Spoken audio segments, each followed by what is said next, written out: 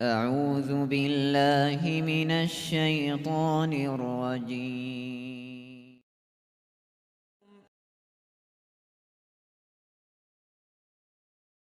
آپ کے سامنے شیخ ظفر الحسن المدنی حفظہ اللہ کو دعوت دینے سے پہلے آپ کا تعارف کرا دینا مناسب سمجھتا ہوں۔ آپ حفظہ اللہ نے جامعہ سلفیہ بنارس کے اندر ابتدائی تعلیم حاصل کی۔ شیخ انیس الرحمن المدنی حفظہ اللہ آپ کے مشہور اساتذہ میں سے ہیں۔ اعلیٰ تعلیم آپ نے مدینہ منورہ میں حاصل کی ہے۔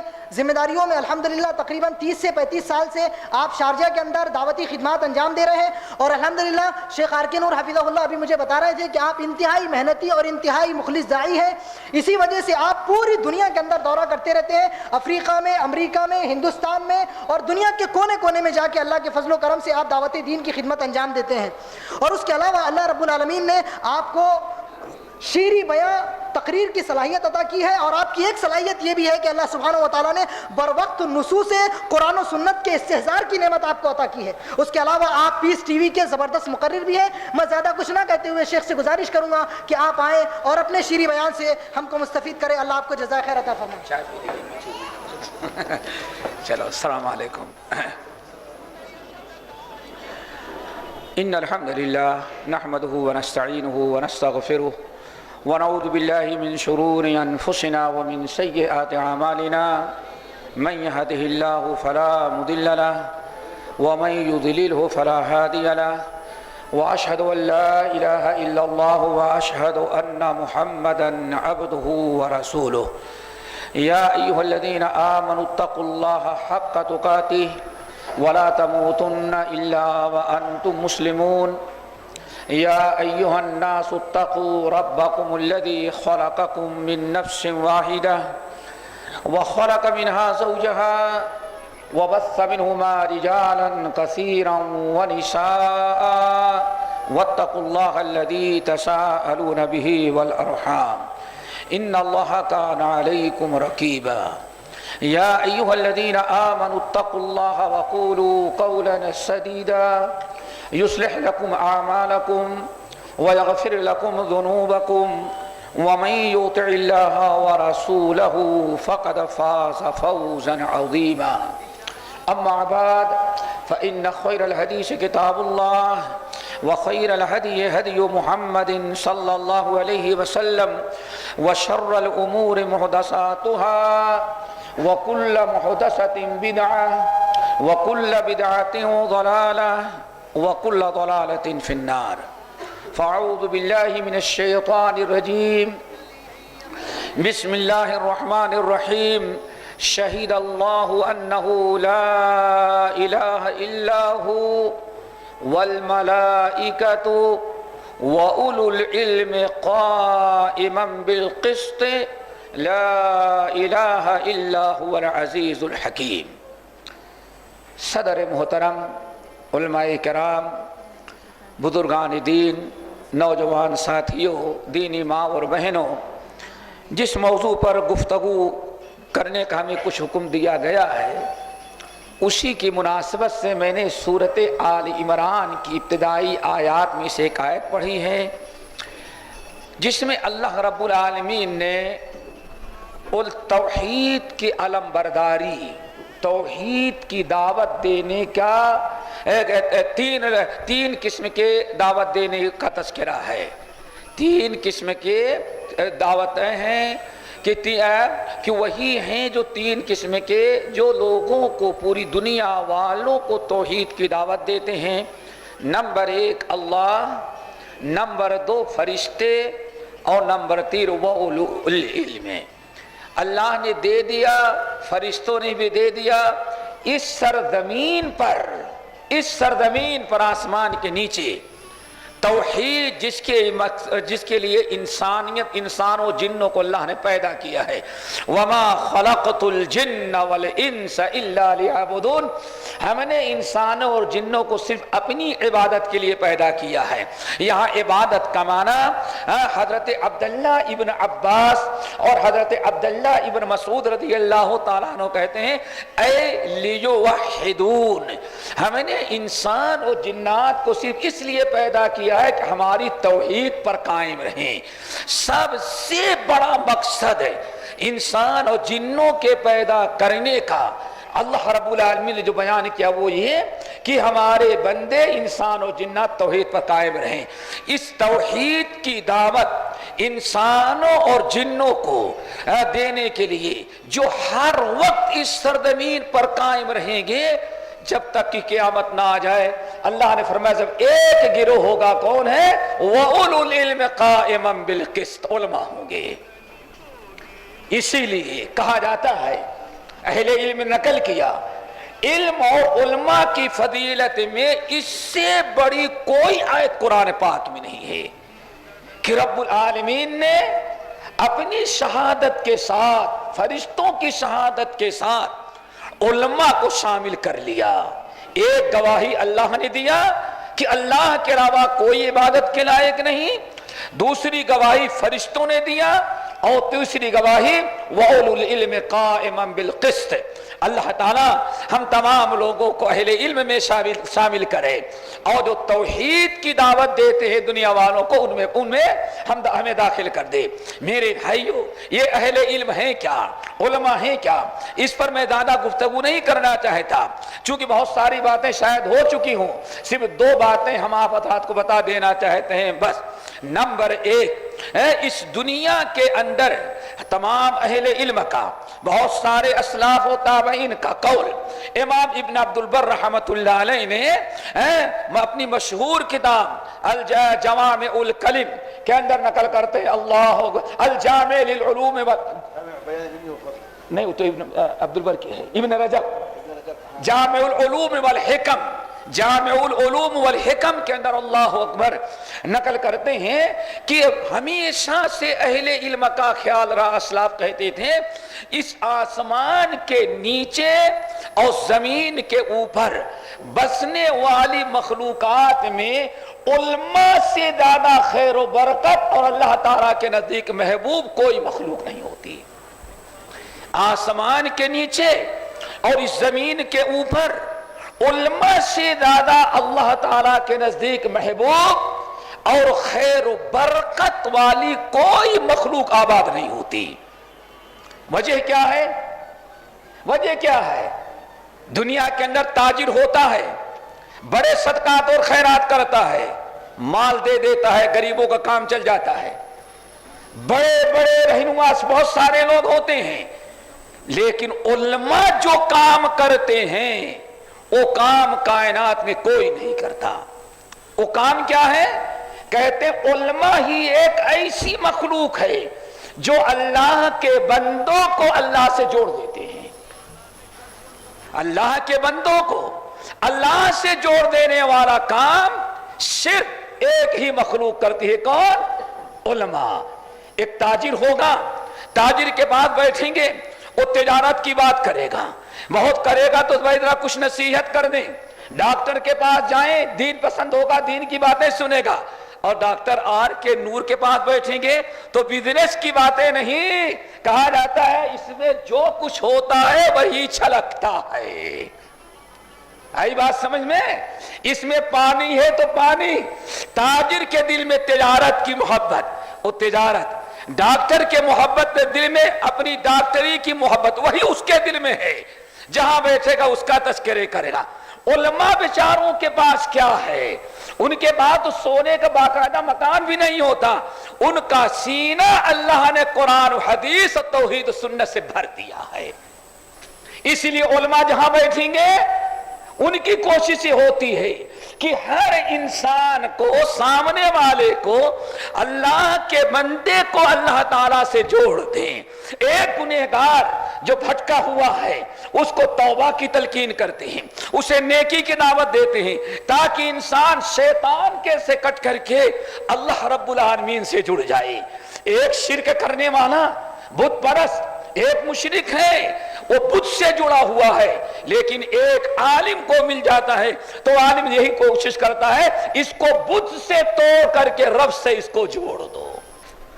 اور یہی وہ معنی ہے میرے بھائیوں. غالباً سنن ترمذی کی حدیث میں جو بیان کیا نبی علیہ السلام نے الدنیا کلھا ملعونہ، سنن ترمذی کی روایت اور بسند صحیح، الدنیا کلھا ملعونہ وَمَلُونَةٌ مَا فِيهَا، اے لوگوں پوری دنیا اور دنیا کے اندر جو کچھ ہے سب ملعون ہے۔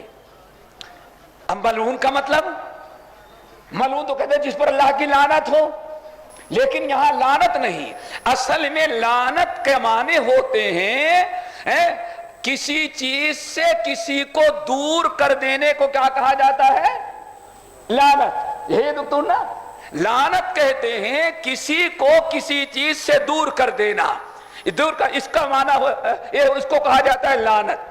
شریعت کے اصطلاح میں آپ کسی سے ناراض ہو کر کے، کسی سے غصہ ہو کر کے لعنت کی بد دعا کریں، اللہ تجھ پر لعنت کرے، یعنی مطلب کیا ہے؟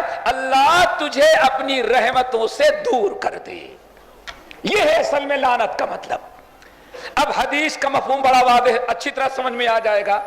آنے فرمایا الدنیا کلھا ملعونہ، اے لوگوں ساری کی پوری دنیا، جتنی چیزیں دنیا میں ہیں ساری چیزیں ملعونہ ہیں۔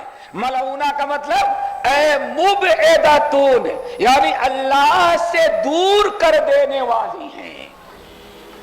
دنیا کی جتنی بھی چیزیں ہیں، اللہ رسول فرماتے ہیں ہر چیز انسان کو دنیا اللہ سے دور۔ سب سے محبوب چیز انسان کی اولاد ہوتی ہے۔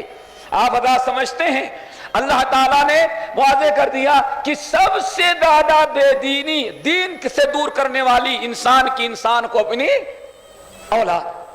الدنیا کلھا ملعونہ، انسان کو دنیا کی ساری چیزیں اللہ سے دور کر دینے والی ہیں، صرف 4 چیزیں ہیں جو انسان کو اللہ کے قریب کرتی ہیں۔ آ رہی بات سمجھ میں نا؟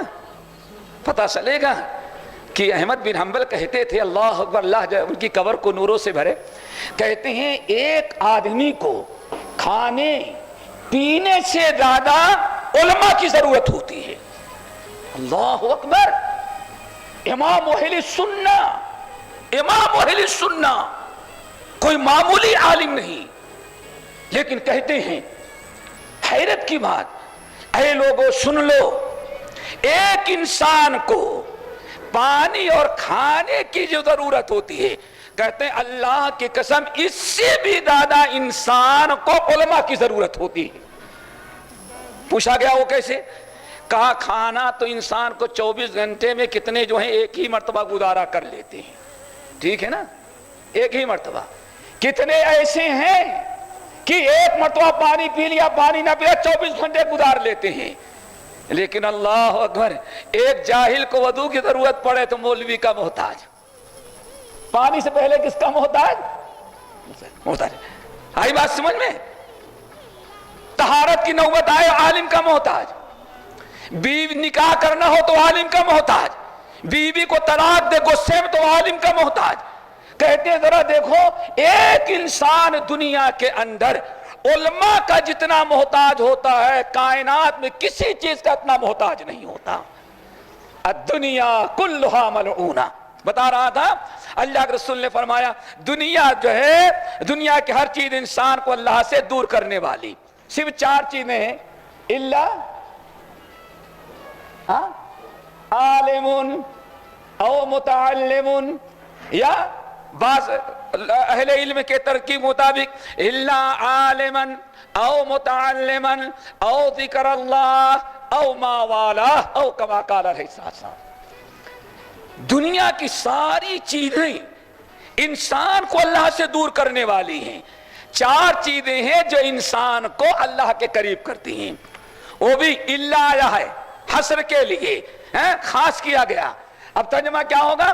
دنیا کی ساری چیزیں انسان کو اللہ سے دور کرتی ہیں، صرف 4 چیزیں ایسی ہیں جو انسان کو اللہ سے قریب کرتی ہیں، اور ان 4 چیزوں میں سب سے پہلے الا عالم، عالم، عالم ہمیشہ جو عالم ربانی ہوتا ہے اللہ کے بندوں کو اللہ سے قریب کرنے کی فکر رکھتا ہے۔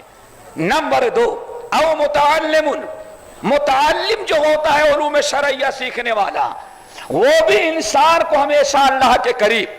نمبر 3 ذکر اللہ، اللہ کا ذکر جو ہوتا ہے، ذکر الہی انسان کو اللہ کے قریب کرتا ہے۔ نمبر 4 وما والا، اور وہ چیزیں اللہ کے قریب بندے کو کرتی ہیں جو اعمال اللہ تعالیٰ نے اپنی تقرب کے لیے بندوں کے لیے مقرر کیا ہے۔ اس حدیث کو میں نے اس لیے آپ حضرات کے سامنے رکھا کہ اللہ کے رسول صلی اللہ علیہ وسلم فرماتے ہیں عالم ہی ایک ایسا انسان ہے، ایسی مخلوق جو انسان کو اللہ کے قریب کرتا ہے، باقی ساری دنیا جو ہے انسان کو اللہ سے دور کرنے والے ہیں۔ الدنیا کلھا ملعونہ وملعونۃ ما فیہا۔ جب آپ حضرات نے سن لیا تو اب ذرا سا ایک سرسری نگاہ 2-4 باتوں پر ہم آپ لوگوں کو دعوت دیتے ہیں، ان پر ذرا غور کریں۔ نمبر 1 علماء، آج تک علماء نے کیا کیا؟ ابھی بہت ساری باتیں آپ نے سنا، وہ ہمارا موضوع ہم نے سوچا تھا لیکن ہمارے دکتور نے اس کو ہمیں کچھ اور دے دیا۔ کبھی انشاءاللہ 12-15 چیزیں ایسی ہیں، تقریباً 15 چیزیں ایسی ہیں جس کی بنا پر علماء کی اتباع ہمارے لیے ضروری ہے، وہ پھر کسی اور موقع پر انشاءاللہ۔ ابھی بتانا یہ چاہتا ہوں دوستوں، آجا علماء کو جو اللہ نے گواہی دینے، توحید کی گواہی دینے والے، اللہ کے بندوں کو اللہ کے قریب کرنے والا مقام و مرتبہ عطا کیا، تو علماء نے آج تک عوام کے لیے کچھ کیا کہ جیسے لوگوں کا نا سب کچھ ہم کرتے ہیں، علماء تو مسجدوں میں اعتکاف کیے رہتے ہیں۔ ہاں آخر علماء نے کچھ کیا کہ نہیں کیا؟ یہ بڑی عجیب غریب سے بات ہے۔ آج سے 50-60 سال قبل ایک جماعت نکلی انڈیا کے اندر، تو کہا کہ علماء دین کا کام نہیں کرتے، اس لیے عوام کو ہم نے لیا۔ ہاں یہ پہلا گروہ دنیا کے اندر ہے جس نے کہا کہ علماء کام نہیں کرتے اس لیے ہمیں جاہلوں سے کام لینا۔ اللہ اکبر! اور جاہلوں سے کام لینے لگے تو کیسے؟ یہی ساؤتھ انڈیا سے گیا تھا، اور ممکن ہے یہیں سے گیا تھا، بیٹھا ہوا تھا، صبح سویرے قاسمی صاحب آئے، ذرا آنے میں دیر ہو گئی، میں نے پوچھا کیا ہوا، دیر کیوں ہو گئی؟ کہا اصل میں آج کچھ لوگ ہماری مسجد میں آئے ہوئے تھے، تو مسجد میں فجر کے بعد کہے ذرا رکو وہاں دین کی بات ہوگی، تو کہا وہاں دین کی باتیں کرنے لگے، تو کہا کہ استنجا کرنے میں 36 سنتیں ہیں۔ کتنی؟ اگر کوئی استنجا کرنے کے لیے گئے تو کتنی؟ 36۔ اللہ اکبر! کہنے چھوٹے استنجے کا، میں نے کہا بڑے میں؟ کہا انہوں نے کہا کل بتائیں گے۔ اللہ اکبر! یہ ہے جاہلوں سے کام لینے کا انجام۔ آج تک اللہ اکبر کیسے کیسے شرکیہ واقعات، شرکیہ حکایتیں اور انہونے واقعات اور جھوٹی کرامتیں۔ کیوں؟ ہم نے کہا جو سینے میں ہوگا وہی زبان سے نکلے گا۔ جب یہ سینہ کتاب و سنت سے خالی ہے، جھوٹے واقعات، جھوٹی روایتیں، کہانیوں اور کرامتوں سے بھرا ہوا ہے، الاناء یرشح بما فی، بھائی برتن میں چائے ہے تو چائے چھلکے گی، دودھ ہے تو دودھ چھلکے گا، پانی ہے تو پانی ٹپکے گا، اور شراب ہے تو شراب۔ کبھی ایسا نہیں کہ پانی برتن میں شراب ہو آب زمزم نہیں ٹپکے گا۔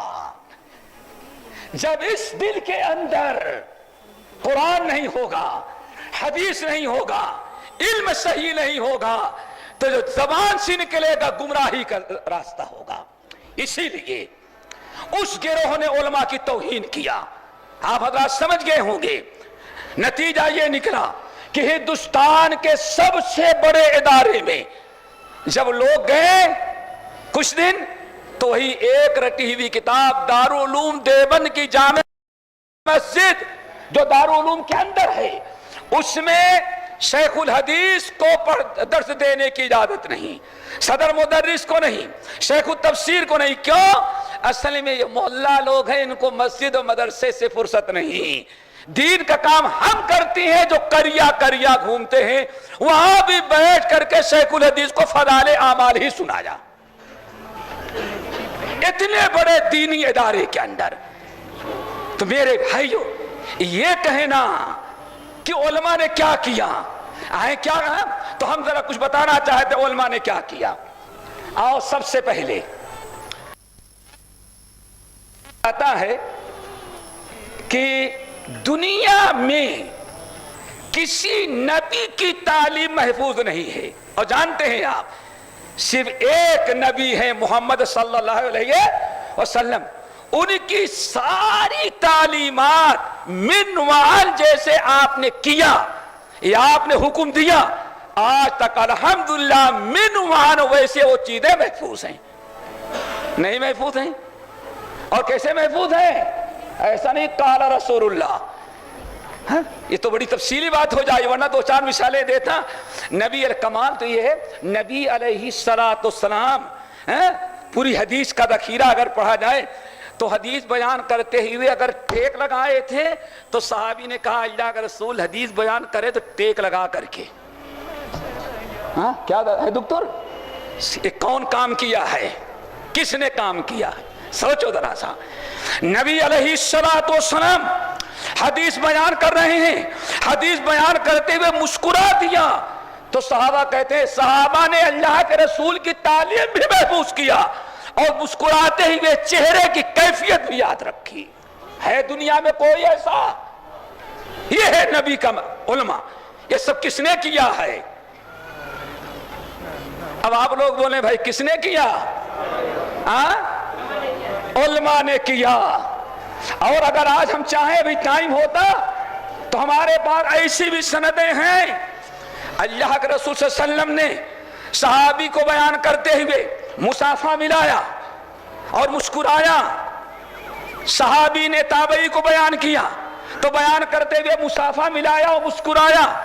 تابعی نے تابعین کو، ہمارے بھی استاد نے ہم کو بھی پڑھایا تو ہمارے استاد نے بھی ہم سے ہاتھ ملایا اور ویسے مسکرایا.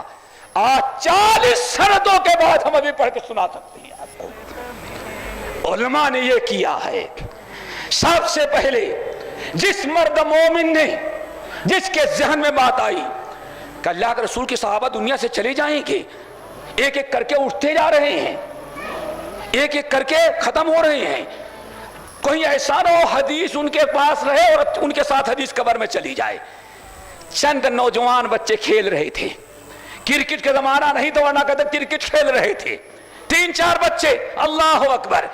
ان میں سے ایک نوجوان بچہ جو تھا اپنے ساتھیوں کو کہا بھائی یہ سب کل سے کھیل بند ہے، نبی کی حدیثیں جو ہیں ہر صحابی جہاں رہتا ہے صحابی کے پاس جا کر کے پوچھ کر کے نبی کی حدیثیں نوٹ کرو اور لکھو.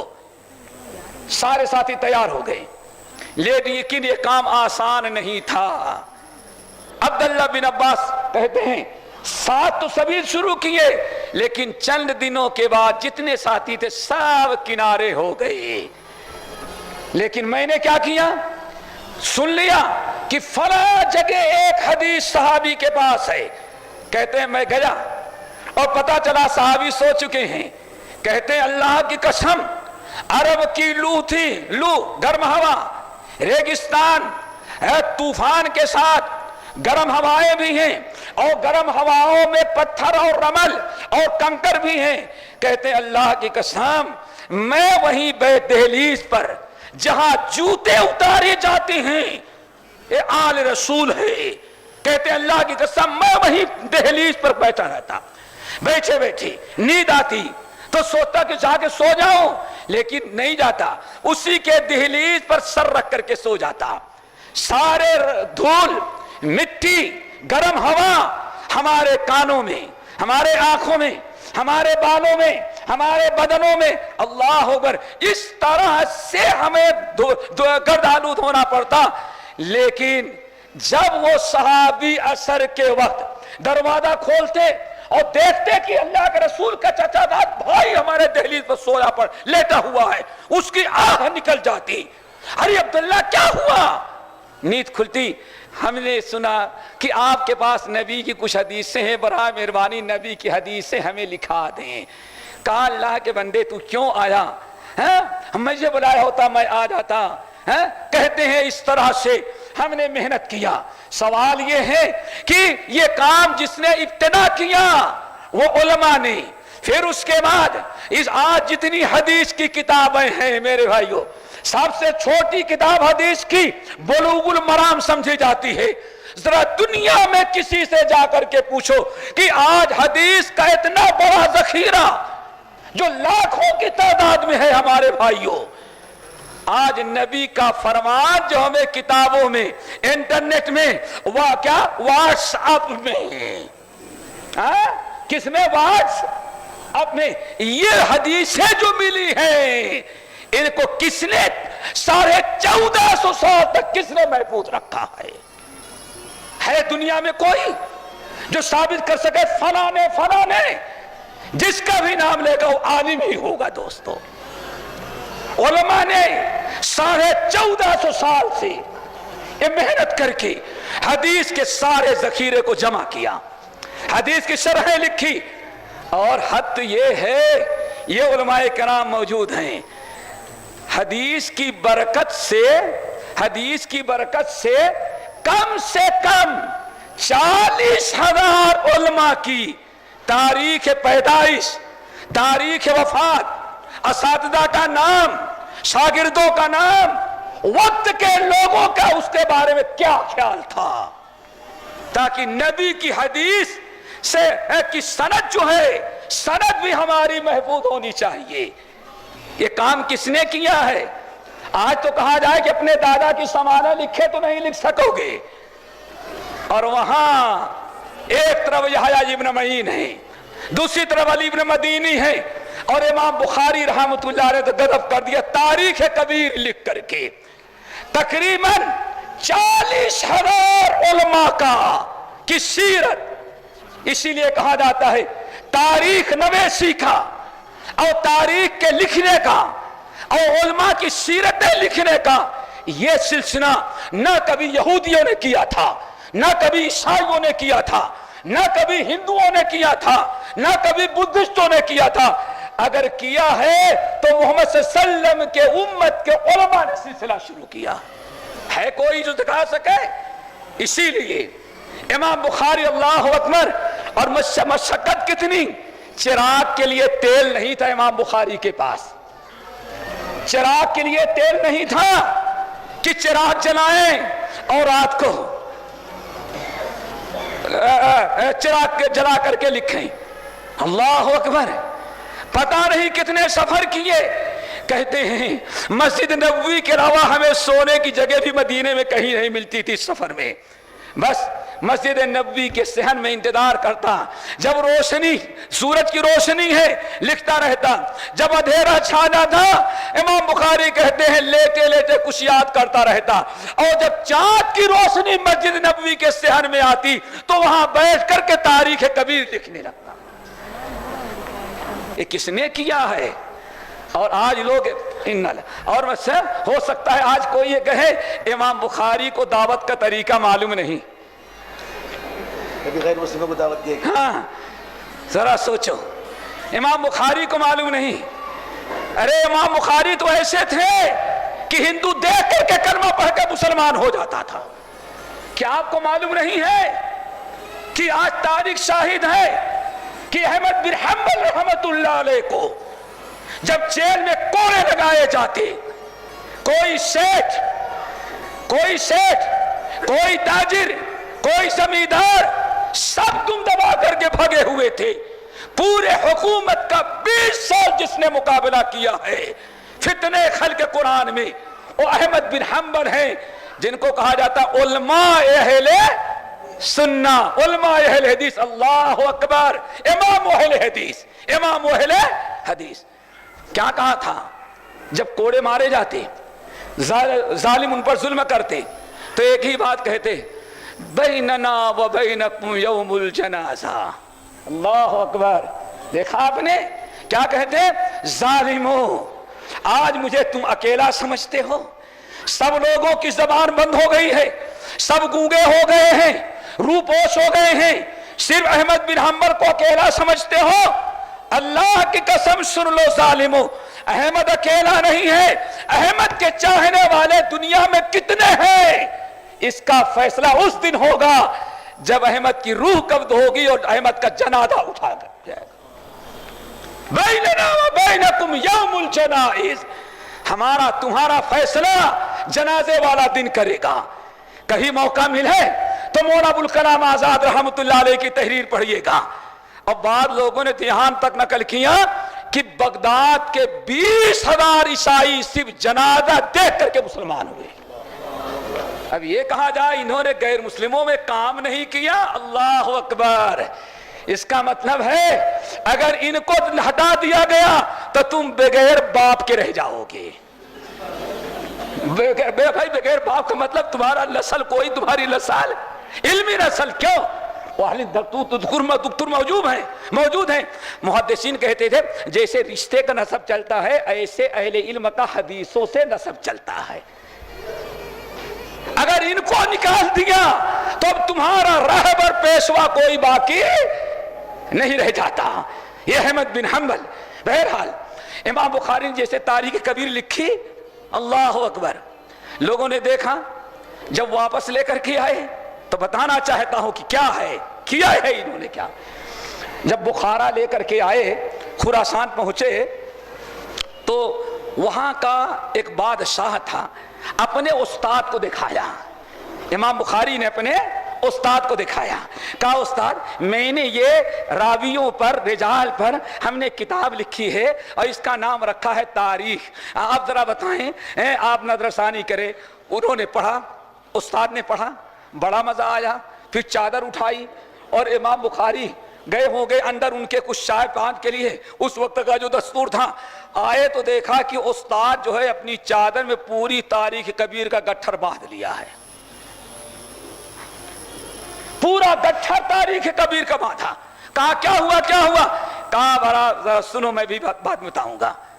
کہ اٹھائے اور وقت کا جو وہاں کا بادشاہ تھا امیر، اس کے پاس لے کے گئے اور امام بخاری کے استاد نے کہا یا امیر، اے امیر میں تمہیں ایک جادو دکھلاؤں، ایسا جادو کہ ایسا جادو آپ نے کبھی نہیں دیکھا ہوگا۔ کہا کیا جادو ہے؟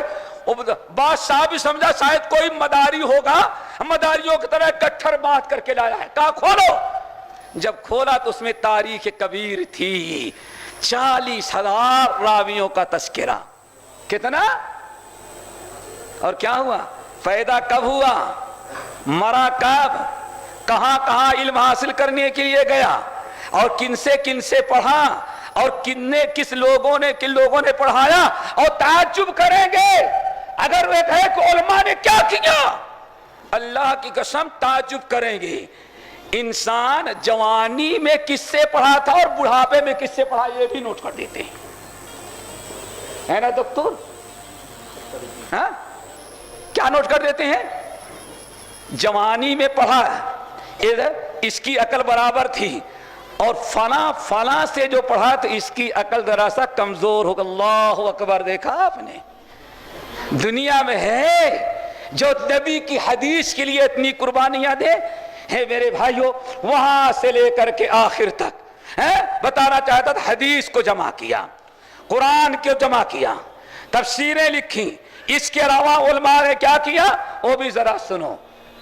بڑی اہم چیز، ہمیشہ آج جو مدارس، یہ مساجد، یہ مراکز جو آپ کو نظر آ رہے ہیں، یہ سب کس نے قائم کیا؟ شیخ نے تو پیسہ دیا، صرف پیسہ دیا۔ ساؤتھ انڈیا کا عمر آباد، کاکا عمر نے پیسے سے زمین تو خرید لیا، مدرسہ بنا دیا اور طلبہ کو دعوت دے دی۔ اب پڑھانے کی باری آئی تو کوئی مولوی نہیں مل رہا تھا، دیکھا آپ نے؟ کوئی مولوی نہیں مل رہا ہے۔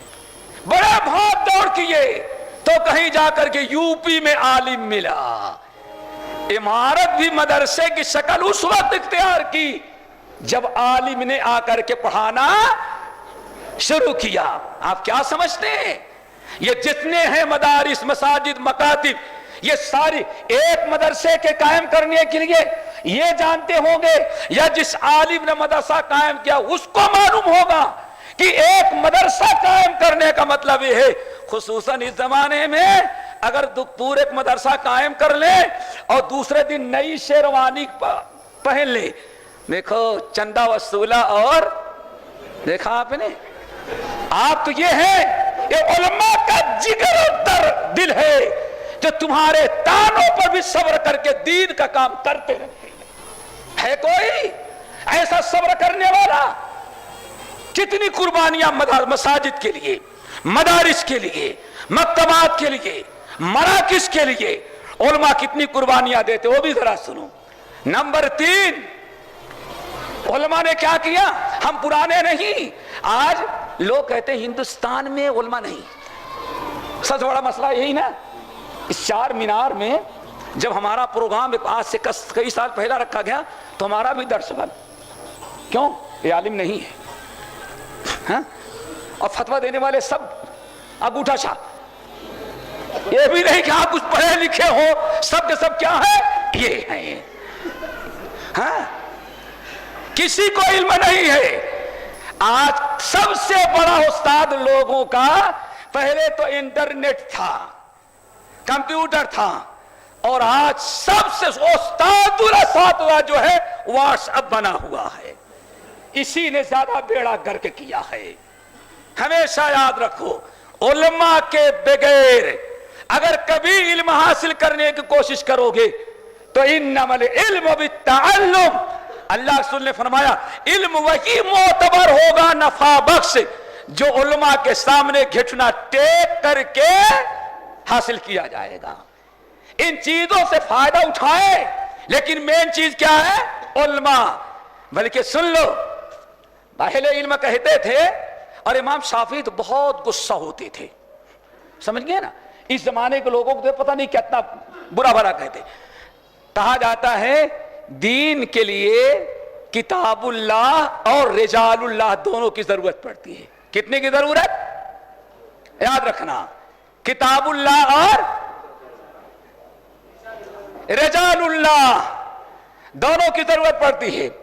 اگر کسی کے پاس کسی قوم میں کتاب اللہ ہو اور رجال اللہ نہ ہو تو وہ قوم کبھی ہدایت قائم نہیں رہ سکتی. کیوں؟ سنن ابی داؤد، سنن ترمذی، سنن ابن ماجہ، مسند احمد بن حنبل، بہت ساری کتب متعدد روایتیں ہیں. ایک دن نبی علیہ السلام صحابہ کے ساتھ سفر کر کے جا رہے تھے. سفر پہ تھے، راستے میں آپ نے کچھ پیشین گوئیاں کی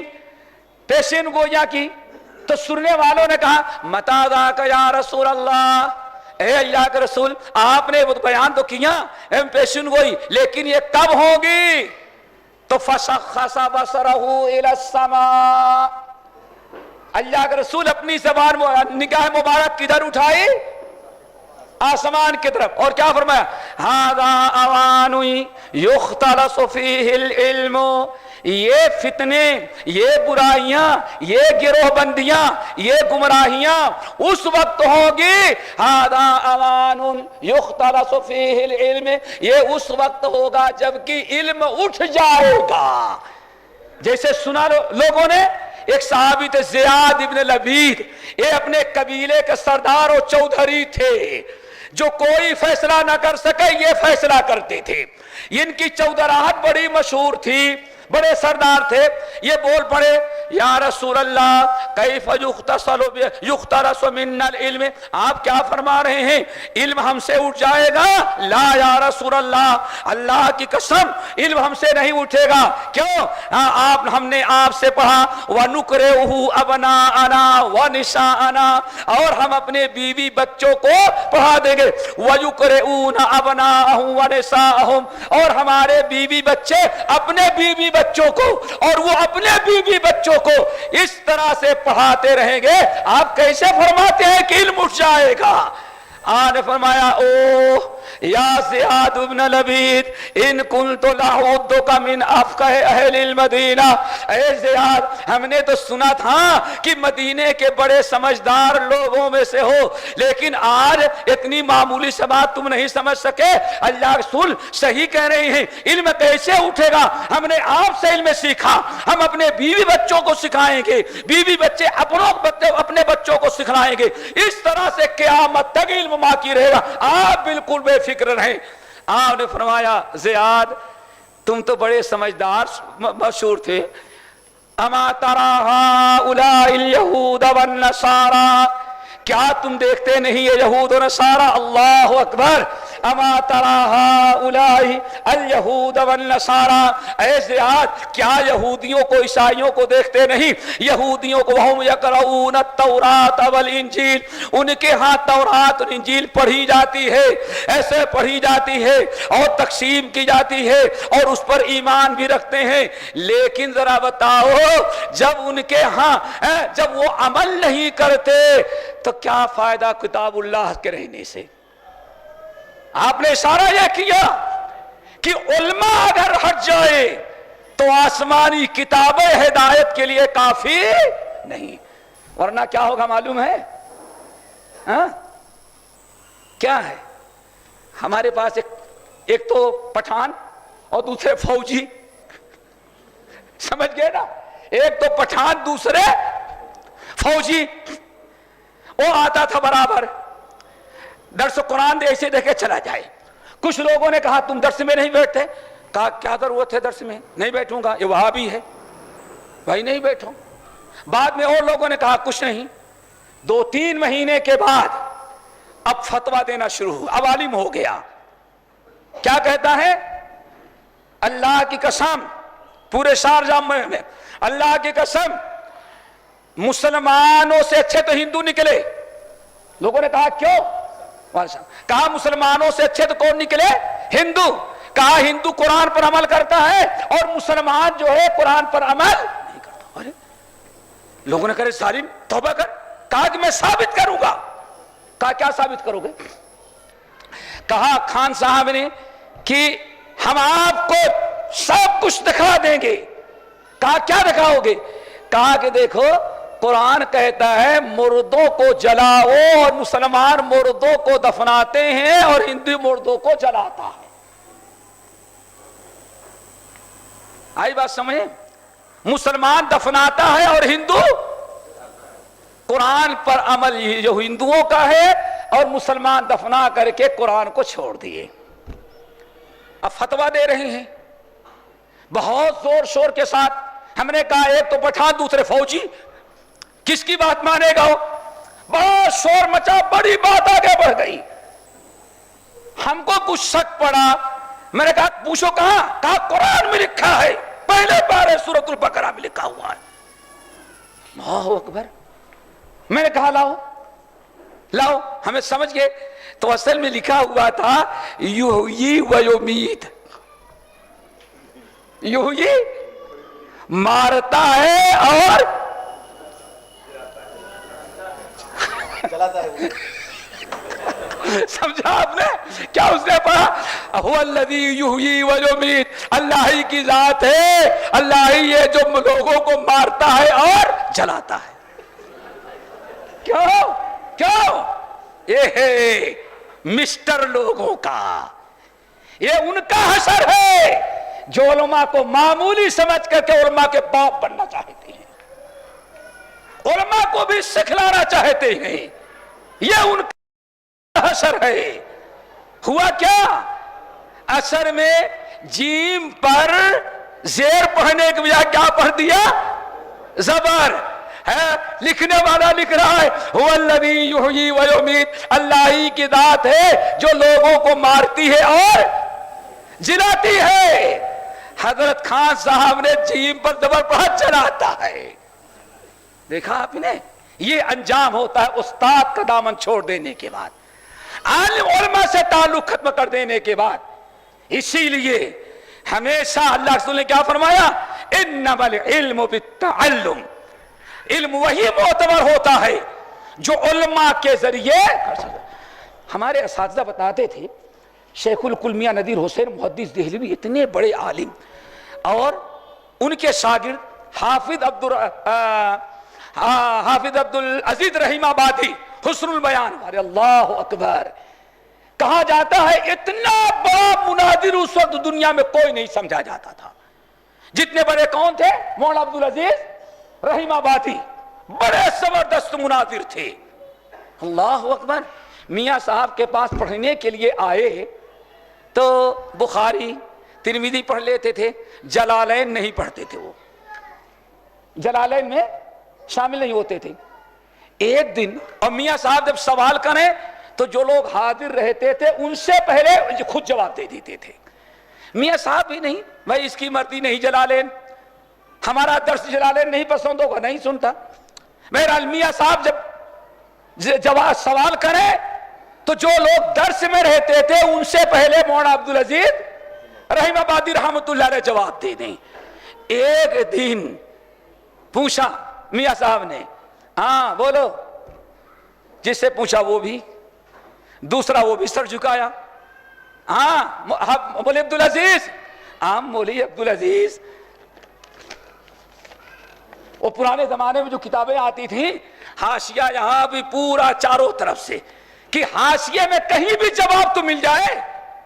آخرکار عبد العزیز رحیم آبادی رحمت اللہ علیہ مایوس ہو گئے، ہتھیار ڈال لیا، کہا استاد معذرت چاہتا ہوں اس کا جواب مجھے معلوم نہیں۔ کہا بیٹے مرتے دم تک استاد سے جڑے رہنا، کبھی استاد سے آگے نہ بڑھنا، استاد اپنے علماء سے کبھی بے نیازی اختیار نہیں کرنا۔ حالانکہ اتنا اونچا مقام مرتبہ کہا جاتا ہے۔ مدراس میں جب آل انڈیا اہل حدیث کانفرنس ہو رہی تھی، ایک دن ہوئی، دو دن، کسی دن کسی شاعر کو شعر پڑھنے کا حکم دیا گیا کہ آپ اشعار بنائیں، اور اس عالم شاعر نے مولانا ثناء اللہ امرتسری بیٹھے ہوئے، مولانا ابراہیم سیال کوٹھی بیٹھے ہوئے، بڑے بڑے علماء پورے ہندوستان کے بیٹھے ہوئے، اللہ اکبر۔ جب اس نے پڑھا، کیا خوب ہوتا اگر آج وہ بھی زندہ ہوتے عبد العزیز نامی حسن البیان والے، کہتے ہیں جب یہ شعر پڑھا تو جلسے میں شاید ہی کوئی ایسا انسان رہا ہو جس کے آنکھ میں آنسو نہ جاری ہو گئے ہوں، اور سب سے زیادہ رونے والے مولانا ثناء اللہ امرتسری رحمت اللہ علیہ تھے۔ تو دوستو علم یہ بتا رہا تھا، علماء نے عوام کے فائدے کے لیے، سب کو نہیں، ہم ہندوستان کے بارے میں، کہ ہندوستان کے علماء کے بارے میں انہوں نے کیا کیا، آج تک کچھ نہیں کیا، بلکہ ہمارے بارے میں تو لوگ کہتے ہیں اس کو ممبر کے علاوہ کیا اس کو معلوم ہے، واللہ ایسے ہی کہتے ہیں۔ ایک صاحب نے تو یہاں تک بڑے روشن خیال ہے، شیخ ظفر کو توحید کے علاوہ اور کچھ معلوم ہے، یعنی توحید معلوم ہے، توحید معمولی چیز ہے، اب سمجھ جاؤ کون سے ہوں گے کس گروہ کے، وہی ہے جو بغیر علماء کے ساری جماعت مسٹروں کی ہے۔ ہاں کوئی عالم نہیں، سارے کے سارے مسٹر، سارا بیڑا مسٹر اور ڈاکٹر میں پھنسا ہوا ہے سارا معاملہ۔ اللہ اکبر۔ عوام کے فائدے کے لیے، عوام کے لیے کیا کیا؟ حیات حکمت قرآن گیری ببندہ صوفی و ملا اسیری، بایا تسترا کارے جدے نیست کی ادیاسی نے او آساب امیری۔ ہندوستان کا مسلمان الحمدللہ کا ترجمہ نہیں جانتا تھا، قرآن کے قریب نہیں جانے دیا جاتا تھا، مشکات ایسے ٹانک دی جاتی تھے نیچے برکت آ جائے گی، قرآن ایسے رکھ دیا جائے پورے گھر میں برکت ہو بس، اور قرآن نہ پڑھنا ہے نہ سیکھنا ہے۔ سب سے پہلا مرد مومن جس نے ہندوستان کے مسلمانوں کو قرآن سے آشنا کرایا اور قرآن پڑھنے اور قرآن کا ترجمہ سیکھنے کی رغبت دلائی، وہ کون تھا؟ کون تھا؟ قتل کس کو کیا جا رہا ہے؟ کفر کا فتویٰ کس پر لگایا جا رہا ہے؟ تلواریں کس کے گردن پر چلائی جا رہی ہیں؟ چاقو کس کے پیٹ میں گھسایا جا رہا ہے؟ وہ ایک عالم دین تھے، شاہ ولی اللہ محدث دہلوی رحمت اللہ علیہ، ترجمہ کر کے فارسی میں عوام کے پیش کیا گیا۔ سب سے پہلی تفسیر جو اس بر صغیر کے اندر ہے ان کے بیٹے شاہ عبد العزیز نے اردو میں کیا تاکہ لوگ کم سے کم قرآن کو پہچان لیں. کیا کیا علماء نے؟ علماء نے لوگوں کو قرآن سکھلایا، قرآن بتلایا. پھر فارسی میں ترجمہ تھا. ان کے بیٹے شاہ عبد القادر رحمت اللہ علیہ نے عربی میں اردو میں ترجمہ کیا، جو سب سے بڑا ترجمہ سمجھا جاتا ہے. تو میرے بھائیوں، علماء نے اس طرح سے کوشش کر کے اور پھر آگے بڑھتے بڑھتے آج ذرا دیکھو، کم سے کم اگر دیکھا جائے تو کئی سو تفسیریں قرآن پاک کی اردو میں صرف اہل حدیثوں نے لکھی ہے تاکہ عوام قرآن سے آشنا ہو سکیں. لیکن بس آیت نمبر نہیں بتاتے تھے، کیونکہ وہ لوگ سمجھتے تھے آیت نمبر بتانا بھی بیوقوفی ہی ہے. یہ سمجھتے تھے، آیت نمبر نہیں بتاتے تھے. ہاں سمجھایا، بغیر سانس کے سورت نمبر، آیت نمبر، فلاں نمبر. آگے کچھ لوگ ہوں گے جو حرف نمبر بھی بتائیں گے. سمجھ گئے نا؟ قرآن تو نہیں سمجھا سکتے، نمبر پر یاد ہے لوگوں کو. میرے بھائیوں ذرا سوچو، کس نے لوگوں کو سکھلایا؟ حدیث کا ترجمہ کس نے کیا معلوم ہے؟ ایک اہل حدیث عالم مولانا ابو الحسن سیالکوٹی رحمت اللہ علیہ نے صحیح بخاری کا ترجمہ اور 32 جلدوں میں صحیح بخاری کی شرح لکھی تاکہ عوام بھی حدیث سے جڑ جائیں. اسی لیے حدیث جب عام ہو گئی، حدیث پڑھنے لگے تو لوگ باطل عقائد کو چھوڑ کر کے کتاب و سنت پر عمل کرنے لگے. پھر یہی تک نہیں، پوری صحیح ستہ کا ترجمہ، حدیثوں کا صرف لوگوں نے نام سنا تھا، دیکھی نہیں تھی حدیث کی کتابیں. اس بر صغیر میں نواب صدیق حسن خان بھوپالی رحمت اللہ علیہ نے کوشش کر کے پوری صحیح ستہ کا ترجمہ کروایا. نواب وحید الزمان اور نواب بدیع الزمان، اور کمالے دونوں شیعہ تھے. یہ بھی یاد رکھنا. کیا تھے دونوں؟ باپ تو پکا شیعہ تھا لکھنؤ کا، مسیح الزمان. پھر تھوڑا سا سدھرا، بیٹا بدیع الزمان یہ الحمدللہ سنی بنا، اہل حدیث بنا. مولانا وحید الزمان یہ بڑے کٹر شیعہ ہو گئے، لیکن کہتے تھے بغیر تقلید کے آدمی مرا تو کفر پا مرے گا. مناظرہ کیا اپنے بیٹے بھائی بدیع الزمان سے، یہ بھی ہمت ہار گئے، کتاب و سنت پر عمل کیا. میاں صاحب سے حدیث پڑھی، نواب صاحب کے ہاں پہنچے، اللہ اکبر، انہوں نے پوری صحیح ستہ کا ترجمہ کیا. اور ایک بات اور بتائیں، ایک کتاب لکھی تھی تسہیل الباری، لکھنا شروع کیا. کیا؟ بخاری کی شرح اردو میں، اور صرف ایک پارے کی تفسیر تقریباً 840 صفحے میں تھی. یہ بیٹھے بیٹھے علماء جو مسجد میں بیٹھے رہتے ہیں بیکار نہیں، پوری امت کو چراغ جلا کر کے لائٹ سپلائی کرتے رہتے ہیں. ہاں، یہ نہ کہنا کہ مولوی مسجد میں رہ گیا، مسجد ہی کا کرامت ہے.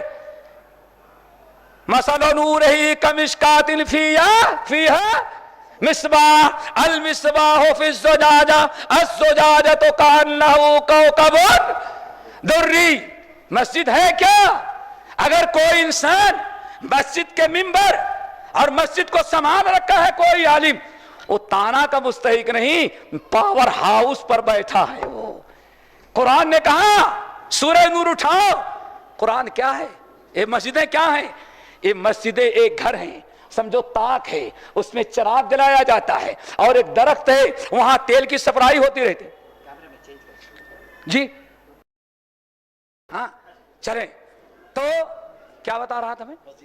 مسجدیں اللہ رب العالمین نے فرمایا چراغ ہے. اب وہیں سے ایک آدمی خطبہ سنتا ہے، دل میں بات اتر جاتی ہے. اب ذرا سوچو، آپ تو کہیں روڈ پر اگر کھڑے ہو گئے تو کتنے 10-5 ورنہ ایک پنڈت کو پکڑا اکیلے ہی رہا گا.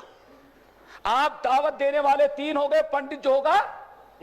اور دکتور نے اگر خطبہ دے دیا مسجد میں، 500 آدمی تھے اور دل میں بات اتر گئی، 5 اپنے اپنے گھر جمعے کے خطبے کے بعد گئے، اور ہر ایک کی فیملی چلو کم سے کم ہم دو ہمارے 2 کا چکر ہے، تو کم سے کم 500 آدمی گھر ہیں، تو کتنی فیملی ہوئی؟ کتنے آدمی ہو جائیں گے؟ 500 تو جمعہ خطبہ سنے. 500 घर में गए, 1500।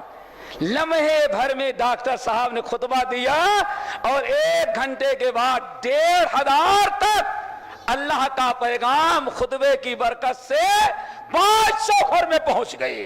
देखा आपने? और वो भी कहीं माशाल्लाह हम लोगों की तरह हो जो 2 हम 2 हमारे 2 का चक्कर ना हो।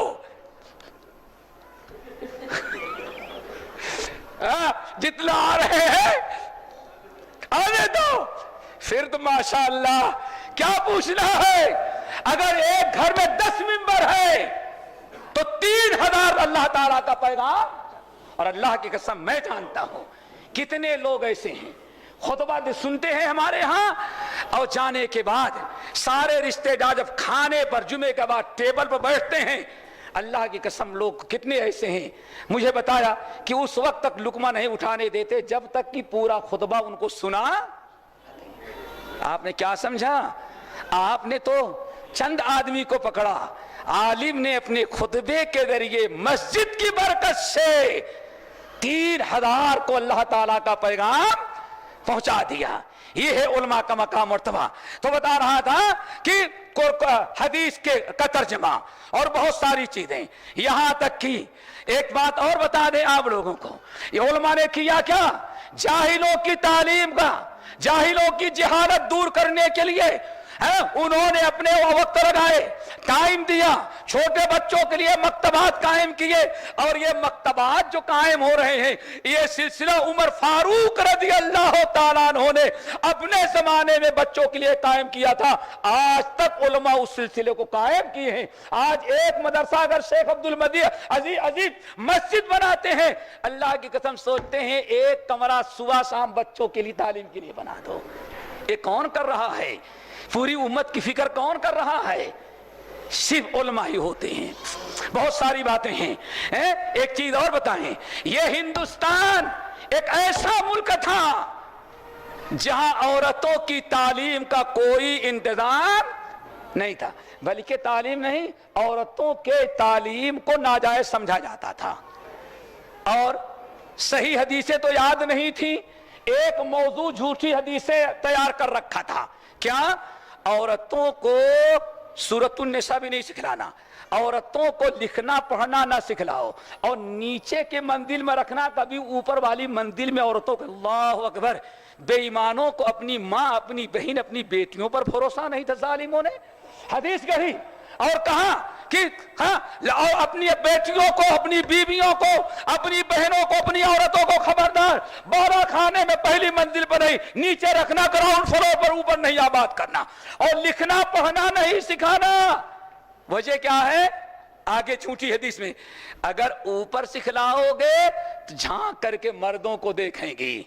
हो सकता है बेईमानों की माँ ऐसी रही हो, हाँ, उनकी बेटियां ऐसी ही रही हो।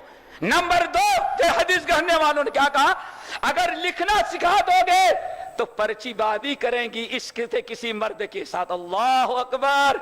इसलिए उनको लिखना भी नहीं सिखाना।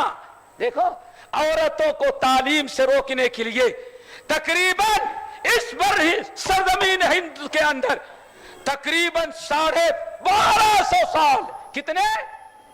1250 साल तक हिंदुस्तान की औरतों को पढ़ने की इजाजत नहीं थी, लिखने की इजाजत नहीं थी, और उनको पढ़ना भी नहीं सिखलाना। क्यों? अगर कोई आशिक चुपके से चिट्ठी लिख के भेज देगा तो उसको पढ़ लेगी, इसलिए बिल्कुल अनपढ़ रखो। अल्लाह अकबर! इस बुरी रस्म को आज पूरे हिंदुस्तान में, आज अभी बताया किसी ने, कितने सेंटर तो यहां हो गए हैं। कहां? बेंगलोर में। आज लड़कों से ज्यादा लड़कियों के मदरसे कायम किए जा रहे हैं। अभी पिछले हफ्ते कलकत्ता में था, हैरत हुई, बड़े बड़े सेंटर, बड़े बड़े मराकिज औरतों के, बड़ी औरतों के, छोटी औरतों के, और हमने देखा बूढ़ी से बूढ़ी औरतें आ रही हैं, पूरे सेंटर औरतों से भरे हुए हैं। ये सारी चीजें कहां से आई? एक अहले हदीस आलिम, एक मर्द मोमिन आलिम था, किसी वजीर ने इंतजाम नहीं किया, किसी जमींदार ने नहीं, کسی مالدار نے نہیں یہ سلسلہ قائم کیا. سب سے پہلا مرد مومن مولانا شمس الحق صاحب عظیم آبادی صاحب عون المعبود ہیں، جنہوں نے چھوٹی حدیث کو اکٹھ لکھا اور اس کا پردہ فاش کیا. یہ نبی کا فرمان نہیں ہے، یہ ایک موضوع حدیث ہے، یہ باطل ہے، یہ کسی شیطان کا کلام ہے، یہ نبی کا کلام نہیں ہے. اللہ کے رسول نے طلب العلم فریضۃ علی کل مسلم قرار دیا ہے، اور پھر اس حدیث کو باطل قرار دے کر کے ایک باقاعدہ کتاب لکھی. تعلیم نسواں بھی ضروری ہے. یہ پہلا مرد مومن ہے سرزمین ہند کا، اس بر صغیر کا، جس نے عورتوں میں تعلیم عام کرنے کے لیے قلم بھی اٹھایا، زبان بھی کھولا اور فتوے بھی دیے. آج کہا جائے علماء کیا کرتے ہیں؟ اللہ اکبر. بہت ساری باتوں میں سے ایک بات اور آپ لوگوں کو بتائیں. 1250 سال، اللہ اکبر. ہندوستان ایک ایسا ملک تھا جہاں عقیدے پر کوئی کتاب نہیں تھی، جہاں عقیدے پر کوئی کتاب نہیں تھی. 1818 عیسوی 19 عیسوی یہ تاریخیں ہیں. سب سے پہلا مرد مومن جس نے گالیاں سنی، جس نے پتھر برداشت کیے، جس پر لوگ لعنت بھیجے، اور جس پر آج تک کفر کا فتویٰ دیا جا رہا ہے، اور شاید آج تک دنیا میں اتنی بددعائیں اور اتنی گالیاں کسی نے نہ سنی ہوں. ایک مرد مومن نے ہمت کیا جن کا نام ہے شاہ محمد اسماعیل شہید رحمت اللہ علیہ. یہ پہلا مرد مومن ہے جس نے قلم اٹھایا اور تقویت الایمان نامی کتاب لکھی. اور کبھی انشاءاللہ بتائیں گے. مولانا ابوالکلام آزاد کہتے ہیں میرا باپ بڑا ٹیڑھا تھا، میرا باپ بہت ٹیڑھا تھا. کہا اتنا بد دماغ کسی کا باپ نہیں رہا ہوگا. کہتے ہیں میرا باپ کہتا تو دنیا ہندوستان میں 2.5 مسلمان ہیں بس. کتنے؟ یہ مسلم دور کا، انگریزوں سے پہلے. کہتے ہیں بس 2.5 مسلمان ہیں بس. کہتے ہیں میں نے پوچھا والد صاحب کون؟ کہا ایک پورا مسلمان میں ہوں. ہاں میں پورا مسلمان ہوں. اور دوسرا جو ہے وہ فضل حق ہے. اور تیسرا آدھا کون ہے؟ کہا احمد رضا آدھا ہے. یعنی احمد رضا خان کو بھی پورا مسلمان نہیں سمجھتا تھا. لیکن کہتے ہیں وہی مولانا ابوالکلام آزاد کہتے ہیں گھر کو آگ لگ گئی گھر کے چراغ سے. کہتے ہیں مجھ کو اہل حدیث بنانے والی 3 کتابیں ہیں. آج پوچھتے ہو اتنے بڑے مشرک کی اولاد کو ہدایت کہاں سے ملی؟ اہل حدیث کس نے بنایا؟ کہتے 3 کتابوں نے ہمارا مزاج صاف کیا اور میں اہل حدیث بنا. نمبر 1 تقویت الایمان. کون سی؟ کیوں؟ ہر آیت، ہر مسئلہ عقیدے کا جو بیان کیا گیا اس کے دلیل میں قرآنی آیات، نبی کی حدیث. دوسری کتاب کہتے ہیں یہ تھی مولانا خرم علی بلہوری، کانپور کے تھے. ابھی میں نے کانپور میں تاریخ بیان کی ان کی. یہ شاہ اسماعیل شہید کے شاگرد تھے. انہوں نے کتاب لکھی تھی نصیحت المسلمین. نصیحت المسلمین کہتے ہیں توحید میں تو ہو گیا تھا اہل حدیث، لیکن ابھی معاملہ تھا اتباع سنت کا. کہتے ہیں میاں نذیر حسین جب احمد نگر کے جیل میں انگریزوں نے قید کر رکھا تھا، تو وہاں میاں نذیر حسین محدث دہلوی رحمت اللہ علیہ کی کتاب ہمیں مل گئی معیار حق. اس کو پڑھا تو بچی کھچی ساری کسر ختم، کتاب اللہ سنت رسول ہو کر کے پر عمل کر کے اہل حدیث بن گیا. سوال یہ ہے میرے بھائیوں، عقیدے سے آشنا کرانے والے پورے بر صغیر کے مسلمانوں کو کالی ماتا کی قسم کھائی جائے، اللہ اکبر، چیچا کار نکل آئے تو کتنی مصیبتیں ہندوانی رسمیں سب کیسے مٹی؟ تقویت الایمان سے. اس سے زیادہ بڑا ایٹم بم آج تک کفر پر فرسایا نہیں گیا. جو بمباری کس نے کر دیا؟ تقویت الایمان نے. کس نے سب کیا میرے بھائیوں؟ یہ علماء نے کیا. اب گالیاں انہوں نے سنی. اور ذرا سنو, اللہ اکبر. سب چھوڑ دو, وقت ختم ہو رہا ہے. دکتور بھی بار بار دیکھ رہے کب بند کرتا ہے یہ. سمجھ گئے نا, سمجھ گئے نا, دکتور بھی دیکھ رہے. ہم کہتے ہیں اس سرزمین ہند پر سب سے بڑی مصیبت جو تھی دین اکبری تھا. کیا تھا؟ کون ہے جو دین اکبری کا مقابلہ کیا ہے؟ سوچو ذرا سا, کس نے کیا ہے؟ دین اکبری کیا تھا معلوم ہے؟ اگر ختنہ کراؤ تو گردن مار دی جائے.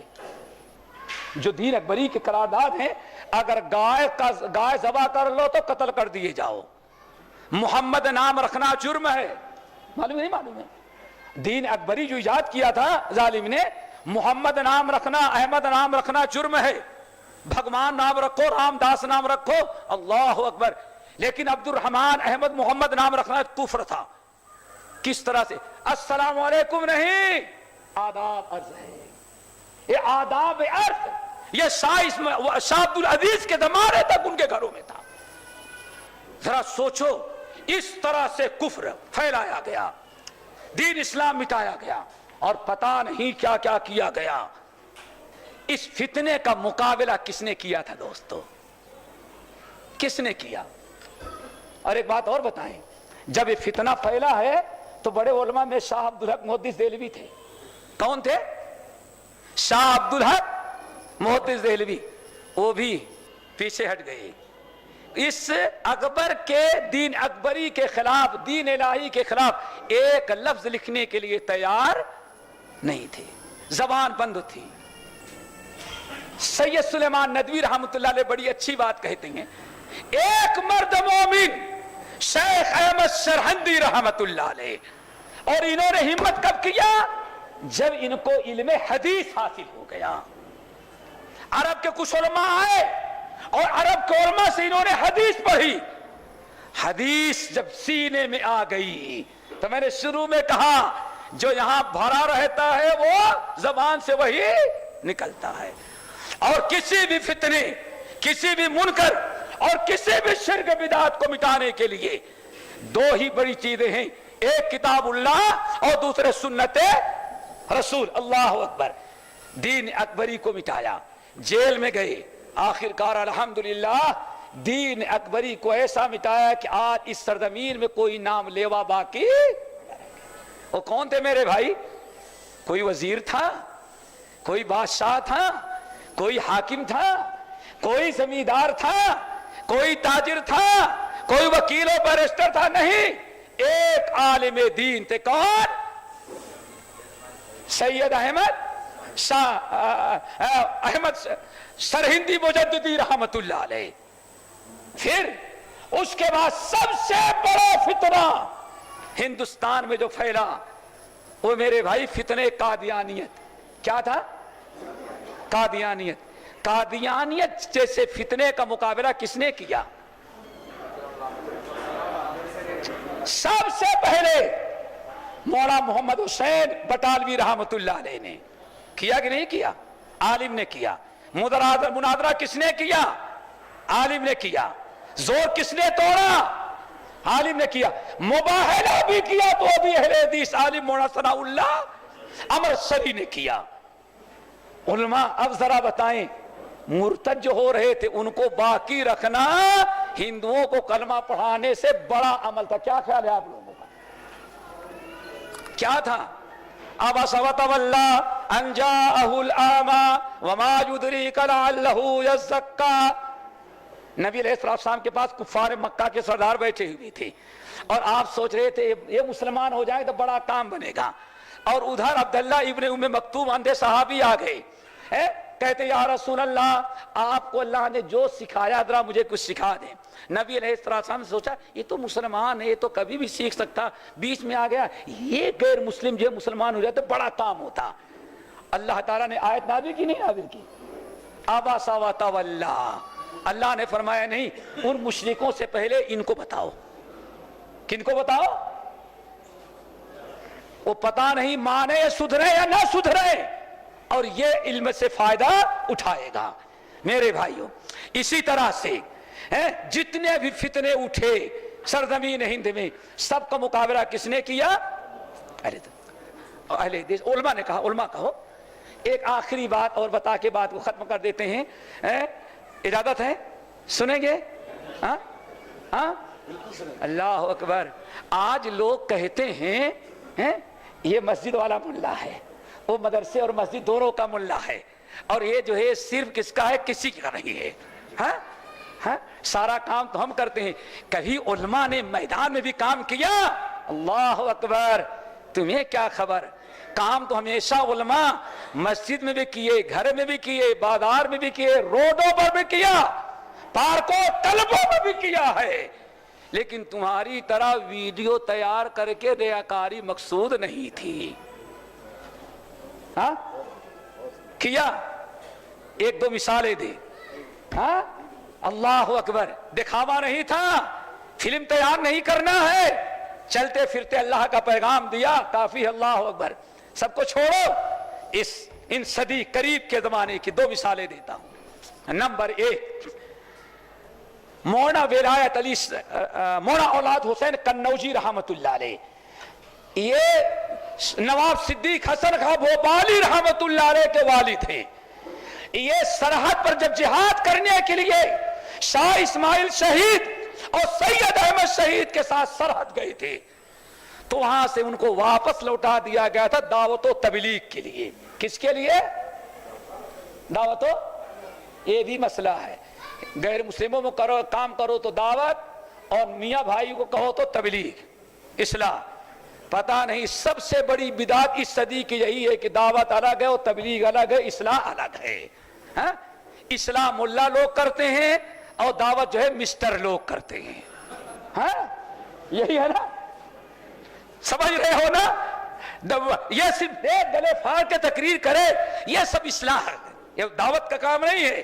اللہ اٹھاؤ سورہ ہود، سورہ اعراف، سورہ شورى، تب پتا چلے گا کہ تبلیغ بھی وہی ہے اور کیا دعوت بھی وہی ہے، امر بالمعروف بھی وہی ہے اور اصلاح بھی وہی ہے. ایک ہی چیز کے کئی نام ہیں.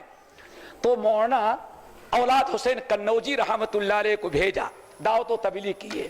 نواب صاحب کہتے ہیں میرے والد جب تبلیغ کرنے لگے، اور تو کہتے ہیں یو پی سی پی یعنی مدھیہ پردیش اور یو پی، ان علاقوں میں میرے والد کے ہاتھ پر کم سے کم 12,000 ہندو کلمہ پڑھے تھے.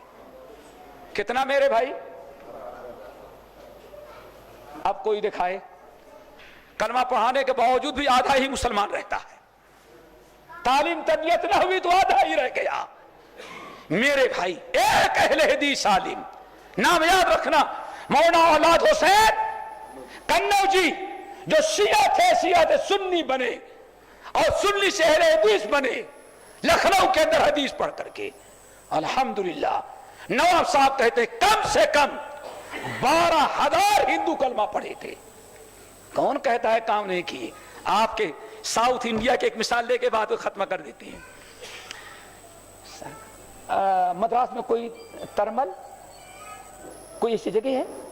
ترمل ہے کوئی قصبہ ہو سر؟ ہم سے پڑھنے میں غلطی ہوتی ہوگی، ابھی جلاتے اور جلانے کو سنا نا، تھوڑا دیر دبر فرق ہو گیا. اللہ اکبر. آج ایک شخص بیجاپور ہے نا کرناٹک میں، بیجاپور کا ایک شخص سید سرمست حسین، اب سمجھ جاؤ کون رہا ہوگا. ہاں کچھ کہنے کی ضرورت نہیں ہے. سید سرمست حسین یہ بڑے سجادہ نشین پیر کا بیٹا تھا، بڑے چھنڈے اور کنٹے چلتے تھے، پورے علاقے کا زمیندار باپ، نذرانہ اتنا پایا کہ بادشاہ بنا ہوا تھا. اس کا بیٹا جو تھا سید سرمست حسین، ان کو شوق پیدا ہوا کہ ہم ٹیچرنگ کورس کریں اور ٹیچر بن جائیں، ہم پڑھائیں اور ہمارے سامنے بچے کیا کریں، وہ پڑھتے رہیں. اللہ اکبر. علماء روڈوں پر بھی کام کرتے ہیں، مسجد کے محراب پر جمعے کا دن، مسجد کے اندر عام دنوں میں، عید کے دن عیدگاہ میں، اور ضرورت پڑی تو بازاروں اور روڈوں پر چلتے پھرتے. علماء کے نزدیک دعوت و تبلیغ کی کوئی ایک جگہ نہیں ہے जहां गुमराह मिले उसको दावत दो। सुनो, कहते हैं बीजापुर में मैंने टीचरिंग कोर्स कर लिया। किसने किया? नाम याद रखना। नहीं, पूरा नाम बताओ। सैयद का सारा काम तो सैयद का है। सैयद सरमस्त हुसैन, ये टीचरिंग कोर्स किए। लेकिन अंग्रेजों का दौर था, टीचरिंग कोर्स करने के लिए, टीचरिंग की ट्रेनिंग के लिए उनको मद्रास भेजा गया। कहां भेजा गया? मद्रास। अल्लाह अकबर। आए, टीचरिंग की तदरीब होती। कहते एक दिन अस्र के बाद मैं निकला रोड पर तो देखता हूं कि बाजार शबाब पर है, ठेले वाले अपनी दुकान लगाए हुए, दुकानदार दुकान खोले हुए हैं, देहात और बाजार के लोग सामान खरीद फरोख्त कर रहे हैं। कहते हैं मेरी निगाह पड़ी कि एक शख्स गली से निकला, दाढ़ी रखे हुए, टोपी लगाए हुए, कुर्ता पजामा पहने हुए, नूरानी चेहरा, खूबसूरत, सेहतमंद, हट्टा कट्टा नौजवान आया। कहते हैं अल्लाह की कसम, जैसे मैंने देखा कि रोड पर आया, एक बदबख्त पान खा रहा था, पता नहीं कब से मुंह भरे हुए था, थूका भी नहीं था। वो शख्स जैसे आया उसके मुंह पर थूक दिया। अल्लाह अकबर। आज उलमा को कहा जाए ये क्या करते हैं, सिमुल्ला गिरी में ये हैं। सचो आज तुम्हें कलमा कैसे नसीब हुआ है साउथ इंडिया में। अल्लाह अकबर। फौरन उसने क्या किया? थूक दिया। कहते मैं पहली मर्तबा जिंदगी में वाकया सुना, देखा कि आदमी पान खाए और मुंह भरा हुआ और सामने से एक शरीफ आदमी गुजर रहा है, शराफत उसके चेहरे से टपक रही है, लेकिन जालिम ने थूक दिया। वो बेचारा थूक दिया, किनारे हुआ, अपनी दस्ती निकाला और अपना मुंह साफ कर लिया, पोंछ लिया। बेचारा कुछ नहीं कहता, न थूकता है, न पत्थर मारता है, न गाली देता है, न मुंह जबानी मुंहमारी करता है। कहते मैंने देखा वो आगे बढ़ गया, तो मैं थूकने वाले के पास गया, कहा कि ये कौन है? कहा एक पागल कुत्ता हरामी है। क्या कहा ये? तो मैंने पान कुत्ते पर थूक दिया है। 3 जुमले कहता, ये पागल कुत्ता हरामी है। क्या करूं भाई? कहा सोचा कि इससे बात करना ही बेकार है, और आगे बढ़ा। वो बढ़ता जा रहा है कुछ कहता हुआ, आगे बढ़ा तो एक आदमी खासा जितना बलगम था, उसी के मुंह पर थूक दिया। कहा बेचारा फिर दस्ती से, रुमाल से जो रखा हुआ था उसने पोंछ लिया। कहा और आगे बढ़ा, दूसरी से उसने भी थूक दिया। कहा मैं दूसरे वाले के पास पहुंचा, अरे कौन सा आदमी क्यों थूकते हैं उसके ऊपर? एक कुत्ता हरामी पागल है। अब कहती है मुझे बड़ी हैरत कि कुत्ता पागल हरामी, उसके मुंह पर, कुत्ते पर तो नहीं थूकता, इस पर क्यों थूक रहा है वो? कहा आगे बढ़ा और मैं सारा मंजर देख रहा था। एक शख्स वो गंदगी जो नाली में बह रही थी उठाया और उठा करके मुंह पर फेंक दिया। बेचारे थूक, बलगम, पान पहुंचते पहुंचते दस्ती तो खराब हो चुकी थी, अपने कमीज के दामन को उठाया, पहुंच लिया, आगे बढ़ा। मैं फिर आगे गया, कौन है? उसने भी कहा एक पागल कुत्ता हरामी है। कहते लोग, इतना लोगों ने कुत्ता कहा कि उसका शायद कि मेरी बीनाई खराब हो गई, वाकई कुत्ता है, मुझको इंसान नजर आ रहा है। अरे इतना, एक कहता कुत्ता, सभी कुत्ता कहते हैं, सभी उसको कुत्ता पागल कहते। अल्लाह कहते हैरत की इंतहा कि मैं सोचता हूं सारी चीजें हमें असली नजर आ रही है, ये कुत्ता हमें क्यों इंसान नजर आ रहा है? कहा परेशान, जहां से गुजरा किसी ने कीचड़ फेंका, किसी ने थूका, किसी ने पान फेंका, किसी ने गलादत फेंकी, सब बेचारा साफ करता हुआ, कुछ कहता हुआ गुजर जाता है। तो मैं लोगों से पूछा कि भाई ये कौन है? लोगों से पूछा, जिससे पूछा कुत्ता पागल हरामी। कहते हैं मेरे दिल में आया, अब टीचर जो तदरीब हो रही थी, ट्रेनिंग हो रही थी, भूल गया ये मेरी बीनाई खराब हो गई है कि हमें 4 पैर के बजाय 2 ही पैर नजर आ रही है कुत्ता कि वाकई और कुछ मामला है। कहते हैं रात तो गुजर गई किसी भी सूरत से, नींद नहीं आई, زندگی میں سید سرمست حسین کہتے زندگی میں پہلا منظر یہ میں نے دیکھا تھا. اللہ اکبر. یہ کہاں کی بات ہے بھائی؟ محراب کی ہے کہ روڈ کی ہے؟ ہاں مسجد کی ہے کہ بازار کی ہے؟ یہ کہو کہ تمہیں پتا ہی نہیں, تم نے عالم دیکھا ہی نہیں, تم نے صرف انٹرنیٹ دیکھا, واٹس ایپ دیکھا, تم نے کبھی عالم کو نہیں دیکھا. کیوں؟ علماء کے پاس بیٹھنا اپنی توہین سمجھتے ہو. علماء کے پاس بیٹھتے تب علماء تمہیں بتاتے. اللہ اکبر. کہتے ہیں سید سرمست حسین, اللہ کی قسم رات ساری رات گزر گئی, دوسرے دن پھر نکلا تو نماز عصر کا وقت ہو گیا, تو جہاں لوگ تھوکتے تھے بازار میں پیچھے ایک مسجد تھی, سوچا چلو مسجد میں نماز پڑھ لیں. کہ نماز پڑھنے کے لیے تو گیا تو شخص ہم کو مسجد میں نظر آیا نماز پڑھتا ہوا. او ماشاء اللہ, سمجھ گیا نا, نماز پڑھ رہا ہے. سید سرمست حسین کہتے ہیں کہ میری عقل, سارے لوگ کتا کہتے ہو, کتا مسجد میں کیسے آیا نماز پڑھ رہا ہے؟ آج تک ہم نے ایسا کتا نہیں دیکھا تھا جو پاگل ہو, کتا ہو, حرامی ہو اور پھر بھی مسجد میں نماز پڑھے.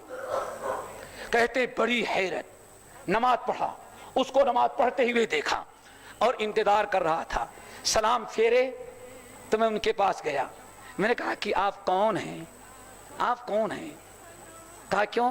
کہا کہ کل آپ کے منہ پر تھوک رہے تھے, پان تھوکا, کیچڑ پھینکا, سب کچھ, اور جس سے میں پوچھتا ہوں کہتے کتا پاگل حرامی ہے, یہ کیا بات ہے؟ کہا کہ بھائی دیکھو ان کو چھوڑ دو, جو کہہ رہے ہم کو اللہ نے توحید و سنت عطا کیا ہے, ہم سوچتے ہیں کہ جو بھی مل جائے ہم سب کو توحید و سنت کا پیغام پہنچا دیں.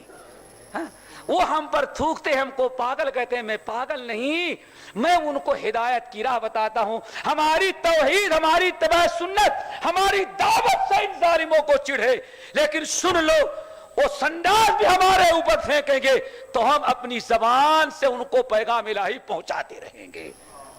ہمارے منہ پر تھوکیں گے جیسے کل تم نے دیکھا, ہم نے پوچھ لیا, جواب نہیں دیا, ہم جواب نہیں دیں گے, ہم لڑیں گے نہیں, پیچھا نہیں چھوڑیں گے, ہم ان کو پیغام رسالت پہنچاتے رہیں گے.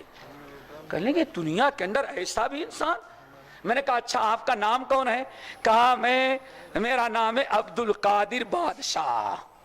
اب دیکھنا پڑے گا کہاں کے تھے, مولا عبد القادر بادشاہ مدراسی. کہا کہ اچھا آپ عالم میں؟ کہا کہ یہاں. تو کہتے ہیں بس ان کا اخلاص, پہلے دن کا جو مصیبت ہے, کسی گاروڑا تستوی الحسنۃ ولس سیئہ, برائی کا بدلہ برائی سے نہ دو. اللہ اکبر. اتنا مجھے دل پر اثر ہوا, مجھے اتنا زیادہ ہمارا دل نرم ہوا کہ میں نے کہا اچھا بتائیں میں آپ کی دعوت قبول کروں گا, آپ کیا کہتے ہیں؟ کہا بیٹھایا, توحید سمجھایا. ہمارے جو عقیدے تھے, قبر پرستی, علم پرستی, جھنڈا پرستی, پتہ نہیں کتنے پرستی, سب کو انہوں نے قرآنی آیات کے ذریعے شرک قرار دیا. ہم ٹیچرنگ کورس کیے تھے, پڑھے لکھے عالم تھے, بات ہمارے سمجھ میں آ گئی. کہا کہ پھر میں نے ہم سے پوچھا تمہارا نام کیا ہے؟ کہا میرا نام سید سرمست حسین ہے. کہا جاؤ آج سے میں نے تمہارا نام عبداللہ رکھ دیا. تمہارا نام کیا ہوگا؟ سید عبداللہ. کہا کہ جب توحید اتباع سنت سمجھا دیا, دعوت مکمل کر لی, کہا رکو. اندر گئے, 5 منٹ میں آئے, ایک پرانی کتاب لے کر کے آئے اردو میں. میں نے ٹائٹل پڑھا تقویت الایمان, دیا. کہا لو اس کو پڑھو اور لے جاؤ اپنے گھر والوں کو پڑھاؤ. کہا الحمدللہ. وہاں سے آیا, ٹیچرنگ تو چھوڑ دیا, کتاب لی اور آ کر کے اپنے پورے گھر والوں کو ہم نے توحید کی دعوت دی, سب کو سمجھایا, خاندان کے لوگوں کو بتایا. پھر کہتے ہیں ربی جاپور سے ہجرت کر کے اور کہیں آ گئے. کہتے ہیں سید عبداللہ اور پرانے سید سرمست حسین. کہتے ہیں تقویت الایمان کے ٹائٹل پہ لکھا. جس کتاب سے مجھے اتنا علم حاصل ہوا, توحید حاصل ہوئی, نام لکھا ہوا تھا سید شاہ محمد اسماعیل شہید. تو میں نے کہا اللہ, میں جب شادی کروں تو مجھے بیٹا دینا, اور بیٹا بھی پیدا ہوگا تو میں اس کا نام محمد اسماعیل رکھوں گا. ताकि मोहम्मद इस्माइल नाम रखूं, ताकि तकवीतुल ईमान वाले ने जो तहरीक चलाई है, ताकि मेरा बेटा नाम का लाज रखे और मेरा बेटा भी तौहीद सुन्नत का आलम बरदार बन जाए। अल्लाह अकबर। कहते हैं शादी किया, वाकई अल्लाह ने पहली औलाद बेटा ही दिया। नाम क्या रख दिया? नहीं, सैयद मोहम्मद इस्माइल। ये कौन है? यही सैयद मोहम्मद इस्माइल हैं। करनौल, मद्रास, मौना फकीरुल्लाह पंजाबी पर क्या परनम बेग, क्या परना बेग, इन जगहों पर। फिर उसके बाद अमृतसर गए, वहां जाकर के मौना अब्दुल जब्बार गजनवी, मौना अब्दुल वाहिद गजनवी, उन तमाम लोगों से इल्म हासिल करके आए और राय दुर्ग में आबाद हुए, जिनको कहा सैयद मोहम्मद इस्माइल राय दुर्गी रहमतुल्लाह अलैह, जिन्होंने जामिया मोहम्मदिया राय दुर्ग को कायम किया। सन 1919 के अंदर सिरसी में जब मुनादरे की बात आई कबर परस्तों के साथ, तो वहां आकर के दारुल हदीस सल्फिया रहमानिया कायम किया। और ये सबसे पहले इदारे हैं ये जहां तौहीद और सुन्नत का चर्चा हुआ। और पूरे अल्लाह अकबर आज जगह बजगह आपको जामिया राय दुर्ग के पढ़े हुए, यहाँ के पढ़े हुए, वहां के पढ़े हुए जो आपको मिल रहे हैं, वो एक सैयद इस्माइल रहमतुल्लाह अलैह, जिनका बाप सर सैयद सरमद हुसैन था, बाद में अब सैयद अब्दुल्ला हुआ, सैयद अब्दुल्ला के बेटे सैयद इस्माइल। हमें तो वाकया इसलिए हमने बताया। आप जरा बताएं, ये मिंबर की बरकत है कि बाजार की? बोलो भाई, कहां की? तुम कोई ऐसा पैदा करके दिखाओ जो कहते हो क्या उलमा रोड पर, अरे उलमा जाते हैं बताते नहीं, उलमा को जो करना रहता है वो करते रहते हैं। समझ गए ना? हम आपको अभी इस सफर के अपने वाकयात बताएं तो पता नहीं सुबह हो जाए, कितने हाथ से चलते फिरते अल्लाह की कसम। बल्कि बाप उलमा ने कहा, शेख अगर 2 दिन आपका और ड्राइवर रहे तो मुसलमान ही होकर के जाएगा। कौन कहता है नहीं? तुम तो एसी के टिकट लिए सो गए और ये मुल्ला जो है ड्राइवर के पीछे पड़ा हुआ है रोड पर। समझ गए ना? बस ये कि हमारे यहां नुमाइश नहीं है, काम है, नुमाइश नहीं। बहरहाल बात लंबी हो गई, फिर कभी फुर्सत में सुन लेना, बड़ी है दास्तां मेरी। अक़ूलु क़ौली हाज़ा व अस्तग़फ़िरुल्लाह मिन कुल्लि ज़ंबिन। शेख मैं मादरत चाहूँ, अल्लाह मैं घड़ी नहीं देखा।